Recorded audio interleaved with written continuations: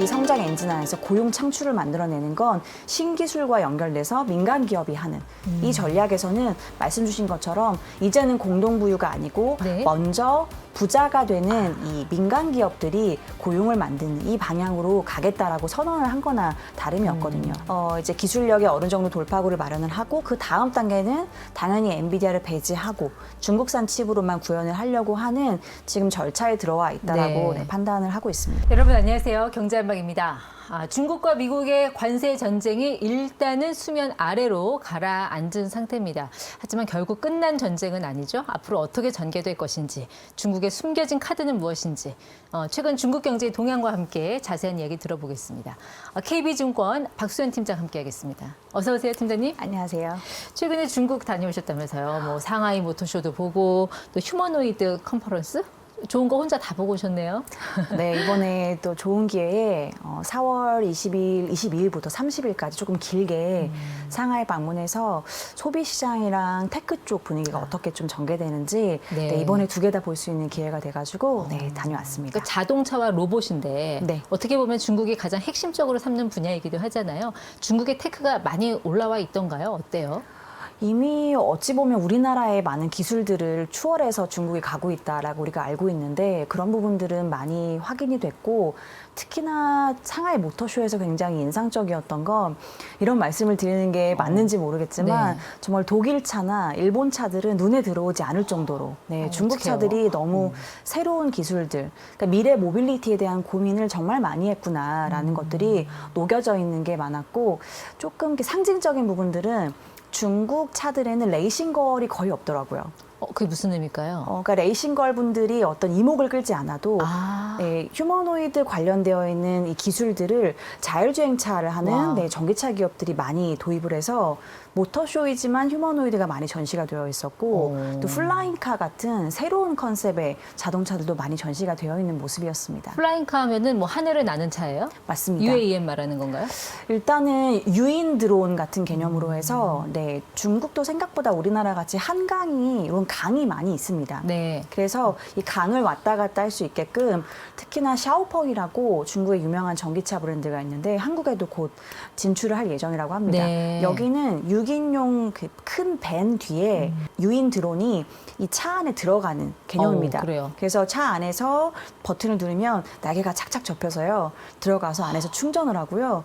강 근처에 가서 파킹을 하고 버튼을 눌러서 유인 드론을 꺼내가지고 강을 이제 날아서 건너갈 수 있는. 물론 모든 스팟은 되는 건 아니고 되는 스팟들이 지정되어 있고 네. 이 저공이라고 하죠. 고도의 비행기가 날지 않는 저고도에서 비행을 할 수 있는 라이센스가 있는 분이 이 차량을 구매하면 네. 비행까지 가능합니다. 근데 이번에 모터쇼에서 정말 놀라웠던 건 라이다를 씀에도 가격대가 굉장히 저렴한 자율주행차들이 많이 출시가 됐습니다. 주로 화웨이에서 그런 프로그램 만들잖아요. 자율주행 네. 프로그램은. 근데 화웨이는 주력으로 라이다가 탑재된 걸 하지만 이들은 가격이 뭐 굉장히 낮다라고 보긴 어렵고요. 네. 조금 이제 프리미엄 라인단에 접근들을 하고 있고 여기도 좀 다양한 완성차랑 협업을 하다 보니까 네. 세그먼트가 여러 개 있긴 하지만 여기보다는 림 모터라고 해서 여기도 상장사기는 한데요.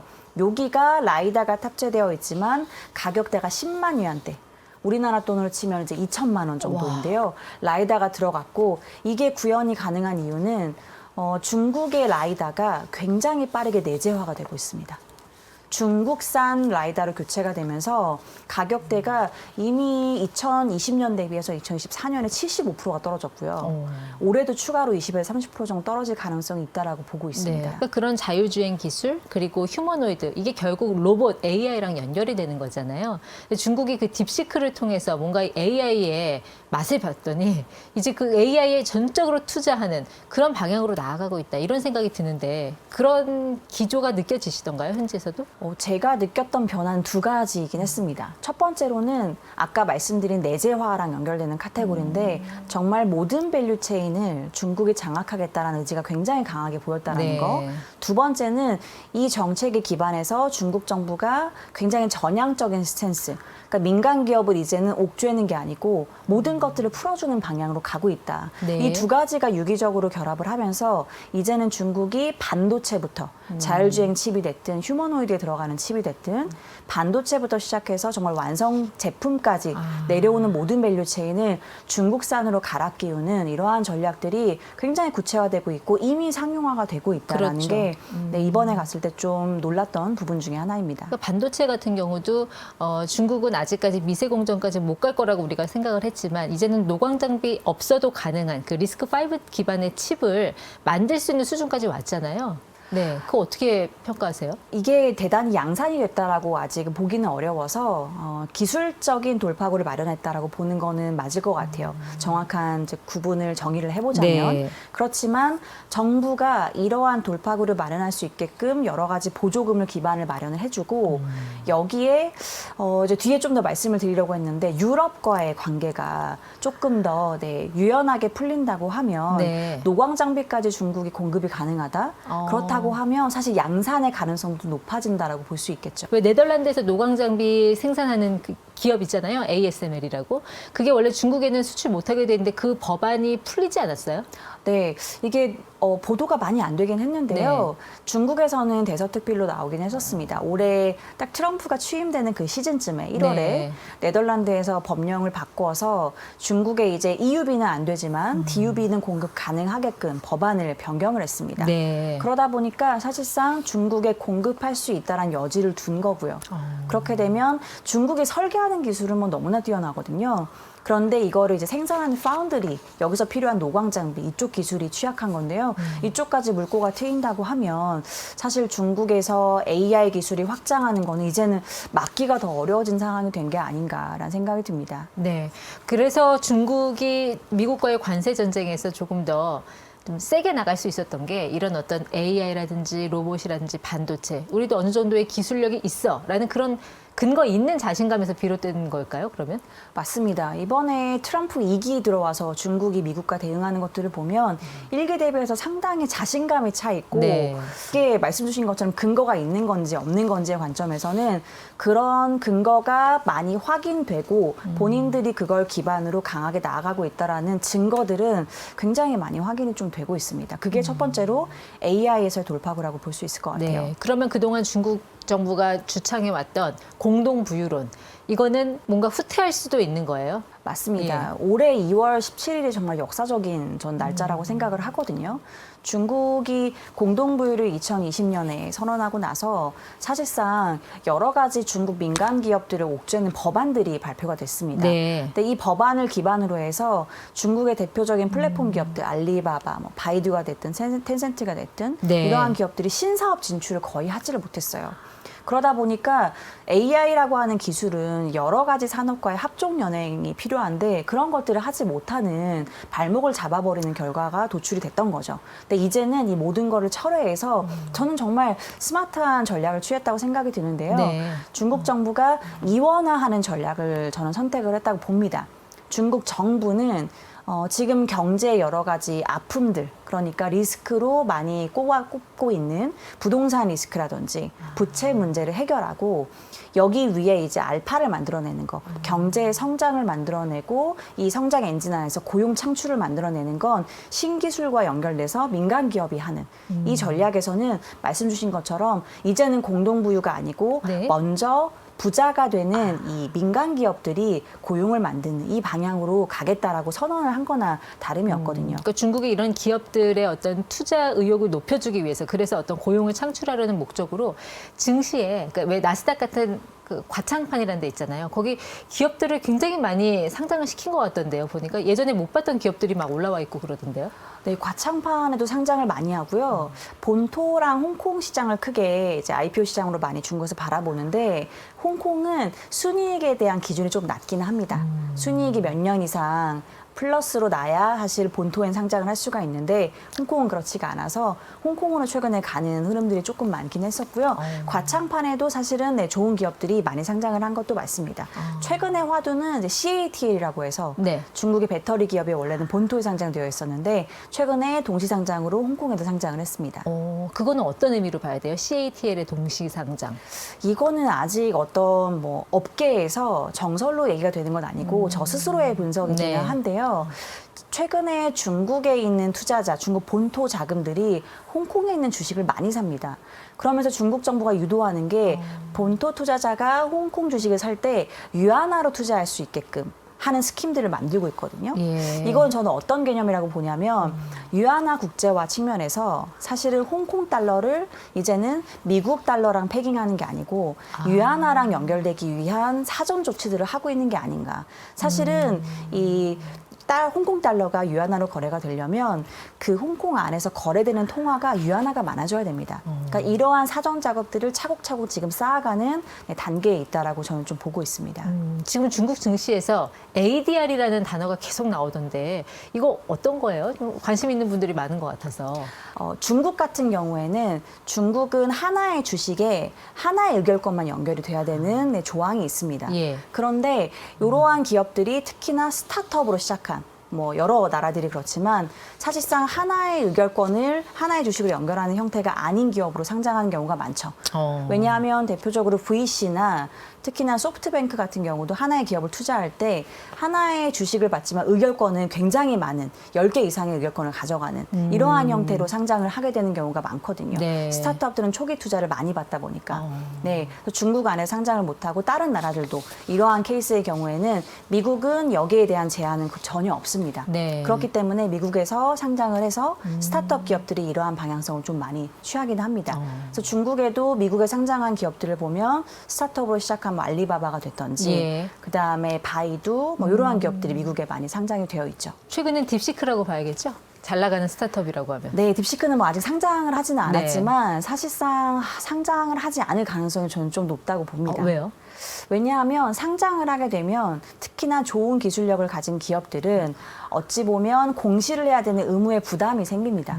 그렇기 때문에 상장을 하지 않고 네. 오히려 이 기술들 기반에서 정부의 보조금을 더 많이 받는 방향성으로 갈 가능성이 전 좀 있다고 보고 휴머노이드 기업들도 그래서 기술력이 좋은 기업들이 오히려 상장을 하지 않는 편입니다. 네. 그러니까 딥시크도 초기에는 힐하우스 캐피탈 자금이 많이 들어갔잖아요. 네. 그래서 상장을 안 한다면 자금은 어디서 어떻게 끌어모을까요? 중국 기업들의 움직임을 보면은 뭐 그렇게도 한다면서요. 엔비디아 칩 없이도 가능한지 이거를 계속 테스트하는 그 모델이 있다고 들었거든요.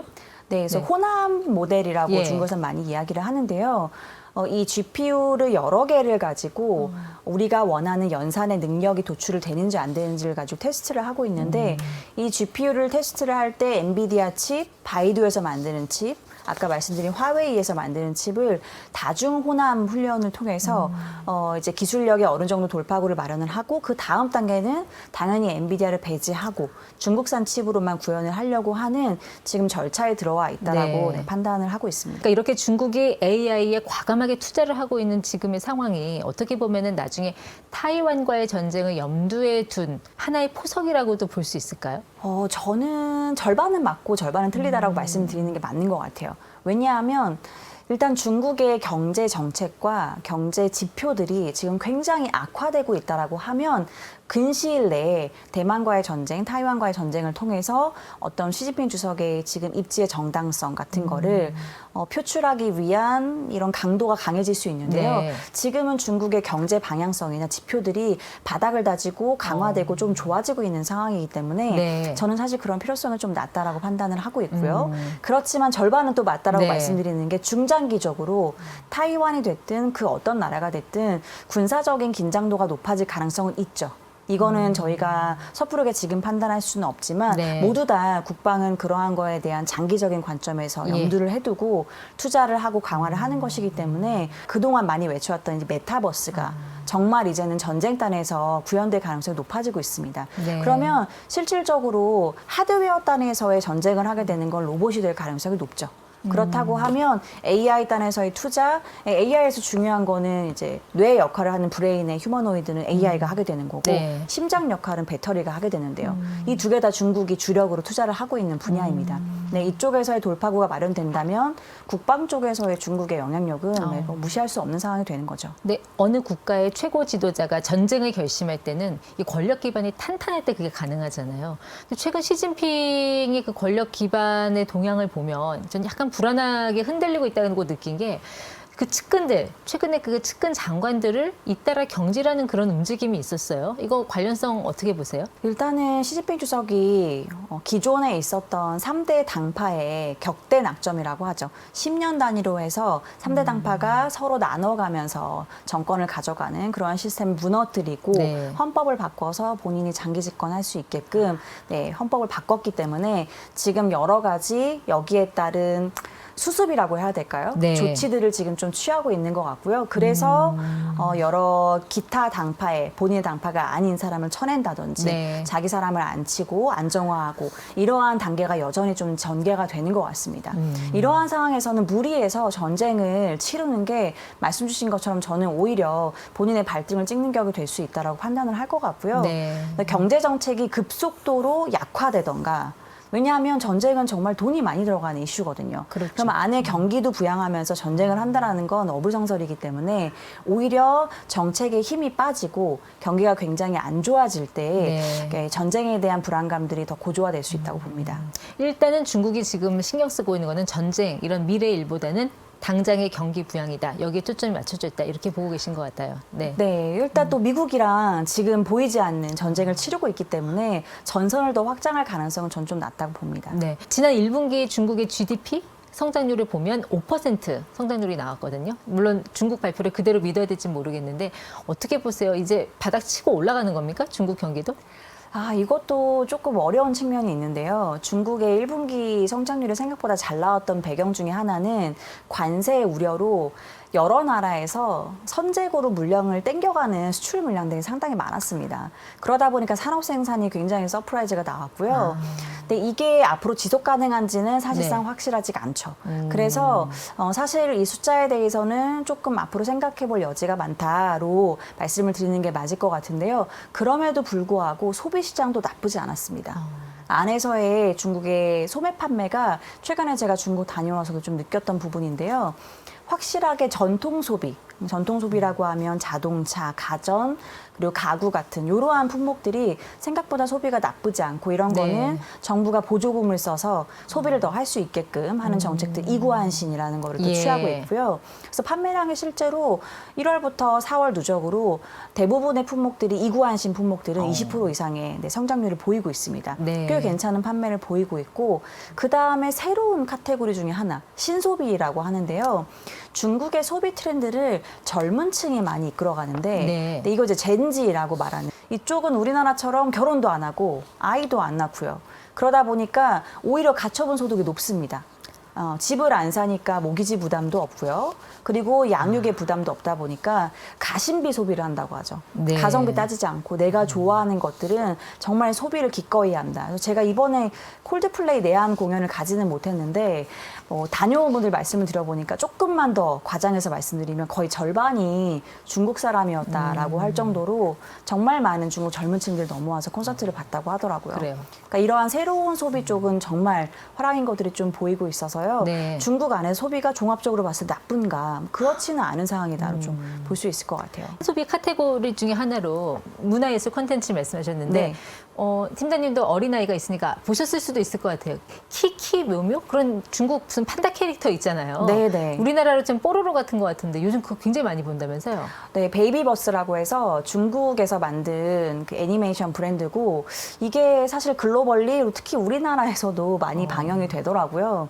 중국의 어떻게 보면 이 소프트 파워 가지고 있는 미디어라든지 컨텐츠 이런 영향들도 사실 굉장히 빠르게 올라오고 있고 네. 여기랑 연결되어 있는 서비스 소비가 중국에 좋다라는 거는 어찌 보면 중국의 소비 시장을 이제 완전 좀 다르게 봐야 되고 글로벌 시장에서 영향력 또 여기는 사실 우리가 주력으로 한국이 네. 펼치고 있는 무대이기 때문에 여기랑 연결해서도 조금 볼 필요는 있을 것 같습니다. 네, 또 7월에 중국 단체 관광객들이 우리나라에 많이 들어온다는 그런 소식도 있던데 앞으로 중국 시장이 또 우리 시장에 미칠 영향 어떻게 전개될지 지켜보도록 하겠습니다.